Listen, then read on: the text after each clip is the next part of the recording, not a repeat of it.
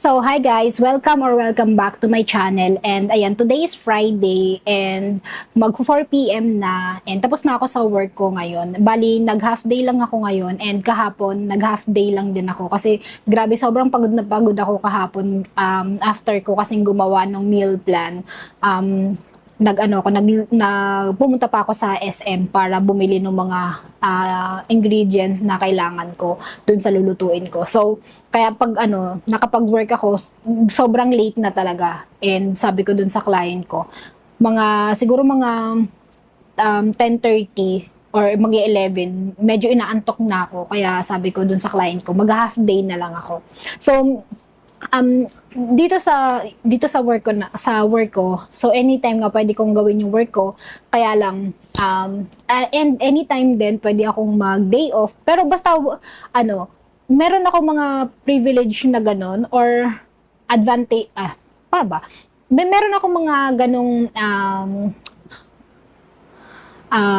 paano ba meron kaming usapan ni client na ganon, na anytime kung kailangan ko mag day off, sabihin ko lang sa kanya para, alam mo yun, wala namang problema sa kanya. So, basta magsabi lang ako sa kanya na magde-day off ako that day or what, or kung mag-change ako ng day off.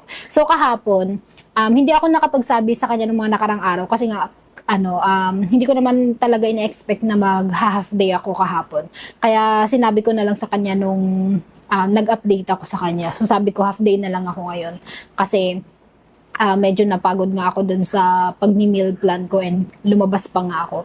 Tapos ngayon, ang ginawa ko, nag-half day na lang din ulit ako ngayon para sa Monday, mag-work ako ng full-time. So, yung imbis na day off ko ng Monday, so mag-work na lang ako. Parang change day off lang. So, pag naman, wala nang problema yun sa client ko. Pero minsan, may mga bagay akong kino-consider bago ako mag-change talaga ng day off. So, number one, make sure ko na meron kaming items sa draft para merong items na ililist yung client ko that day. So, sa eBay kasi importante na everyday kayo naglilist para masundan yung or para nyo yung algorithm ng eBay. So, kailangan everyday meron kayong bagong listing.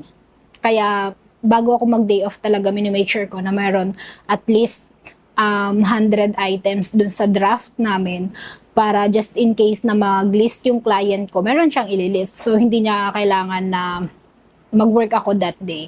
Tapos, pangalawa, make sure ko din na wala kaming work together, na kailangan naka-online ako, tapos naka-online siya.